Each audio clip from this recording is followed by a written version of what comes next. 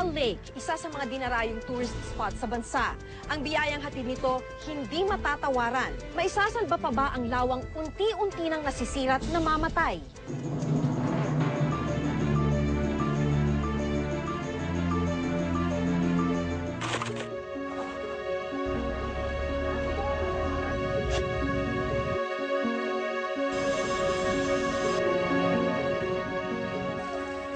Sa gilid na ng lawa ipinanganak at nagkaisip si Minong. Dito na, no? Okay. Sa lawang ito nakasalalay ang kabuhayan ng kanyang pamilya. Pag-aalaga ng isda ang trabaho ni Minong. Nakita ko sa lugar ho namin na dahan-dahan na nagkakaroon ng fish pond. Eh ako ho gumaya, nakialaga ho kami. Ngayon, nung medyo kumita ho na konti, nagsarili na ho ako.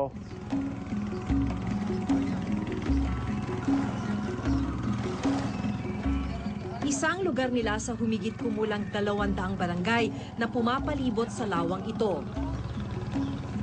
Pinagkukunan ng kabuhayan ng mahigit 20,000 residenteng umaasa sa pangingisda. Pero kung nooy walang problema, ngayon, tama raw ni Minong ang mga pagbabago sa lawa. Ano po naaalala nyo dito sa lawa na to nung bata pa kayo? Dati ho wala pa hong palaisdaan ho Tsaka ho malinis pa ang tubig.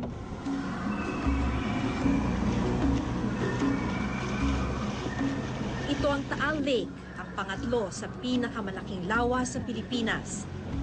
Isang sikat na tourist spot at dahil tahanan ng mga isdang tanging sa Pilipinas lang matatagpuan. Isa ring deklaradong protected area. Nagtataglay ng pambihirang ganda at yaman na nagbabadyang mawala dahil sa unti-unting pagkasira.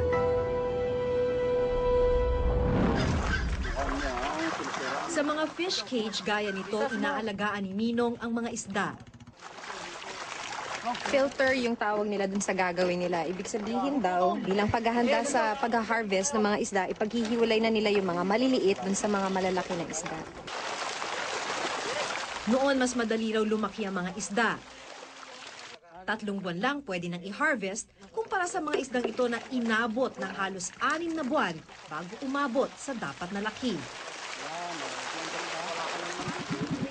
Ang kabuhayang bumubuhay sa maraming tao rito, siya ring itinuturong pinanggagalingan ng polusyon sa Taal.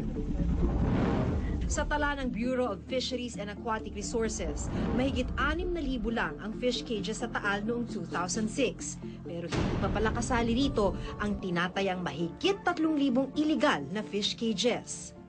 Sa bilang ng University of Batangas, aabot sa 9,147 fish cages ang meron sa buong Taal Lake. Nang dumami ang fish cages, dumami rin ang feeds na naiimbak sa lawa. Itong commercial feeds o yung pinapakain nila sa isda, yung tinuturo nilang numero 1 pollutant dito sa Taal Lake. Sa fish cage ni Minong, kapansin-pansin ang naglulutangang patay na isda. Ganyan ho ba talaga kadami yung namamatay? Siya, marami pa ho diyan. Araw-araw yan, araw-araw. Karaniwan na lang para kina Minong na may namamatay na isda. Pero ang pangyayaring normal para sa kanila, isa pa rin palang palatandaan ng nagaganap na pagkalason ng lawa. Para kay Dr. Macrina Zafarala, malinaw na may mga senyales ng polusyon sa lawa. Polluted siya kapag mayroong mga substances na inilagay o nakarating doon dahil sa mga ginagawa ng tao sa watershed at ang presensya ng mga bagay-bagay na ito sa lawa ay nagpiprevent ng gamit ng lawang yan para sa kanyang intended uses. Isang malaking problema raw ang nag-uugat sa fish cages. Ang feeds na hindi nakakain ng isda, naiipon sa ilalim ng lawa. Dito rin ang gagaling ang mga pollutant. Sasabihin ko na polluted siya with too much nitrogen and phosphorus. That is encouraging too much growth of algae. Kung titingnan ng ilalim ng lawa, makikitang naipong feeds na nakadikit sa ilalim ng fish cages. Sa paligid nito, nakalutang ang ilang lumot. Ang mas malalim pang bahagi ng lawa, madilim at kakikitaan ng paunti-unting isda. Ayon kay Dr. Zafarala, sa pagtaba ng tubig, isang uri ng lumot ang naging dominante sa lawa. Dumami noong 2004-2006 ay yung tinatawag nating serratium. Yung serratium, hindi masyadong kinakain ng mga isda sa tingin namin. Ang lumot daw na ito ang dahilan kung bakit nagkaroon ng ibang lasa ang mga isda sa Taal.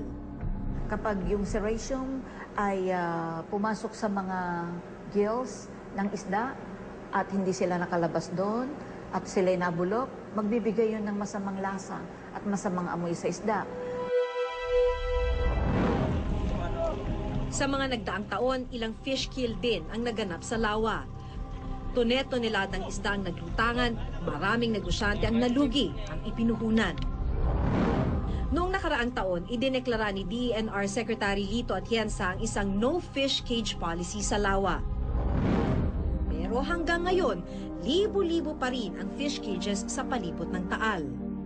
Merong mga nabawas na konti, subalit hindi ako kontento sa nakikita kong pacing. Mabagal ang pag-aalis.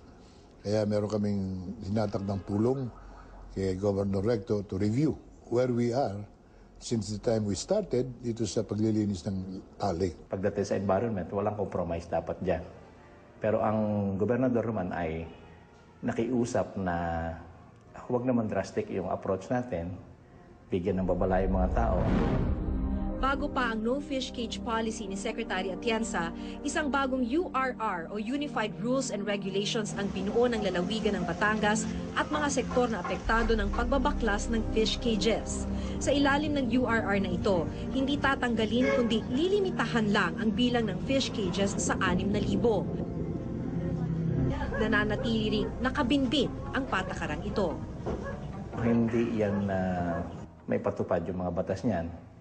Kasi yung URR niyan hanggang ngayon ay nakabitin pa rin dahil sa ang gusto talaga ni Secretary Atienza ay total wipeout yung Taal Lake. Hindi ko pwedeng payagan yung URR. Yan ay legalizing what is patently illegal. That is legalizing what is precisely destructive.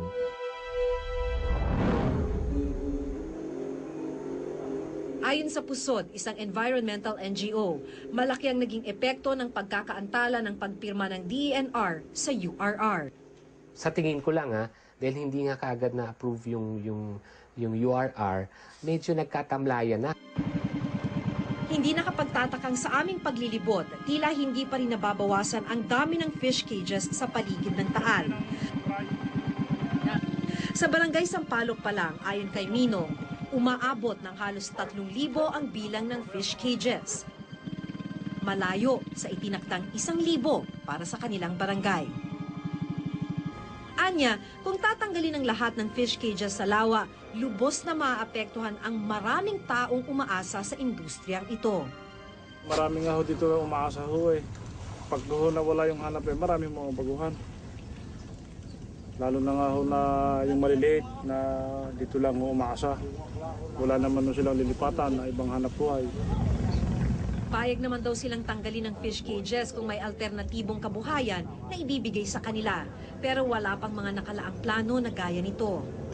Since ang aming bayan ay fourth-class municipality na hindi naman kayang magbigay ng munisipyo ng mga livelihood na ikabubuhay ng mga tao.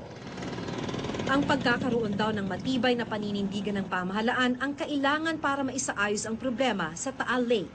Kung ang naging decision man ng national government ay total ban at may political will siyang i-enforce ang total ban at kaya niyang i-convince yung local government na mag-total ban, wala ng fish cage, maglalagay ba kayo ng pera? Maglalagay ba ang DENR sa pagbaklas ng 10,000 fish cage? Maglalagay ba siya ng resources katulad ng military, ng police para i-enforce lang yung total ban?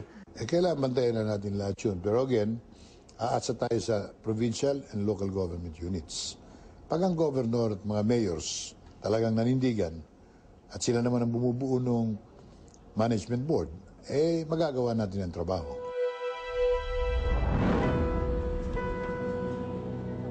Sa gitna ng hindi pagkakasundo ng ilang sangay ng gobyerno, ang kalagayan ng lawa ang tila nakukompromiso. Magkaroon na sana ng matibay na hakbang bago ang ganda at yaman ng lawa ng Taal tuluyan nang mawala. Ako si Maki Pulido at ito ang nakatala sa aking Reporter's Notebook.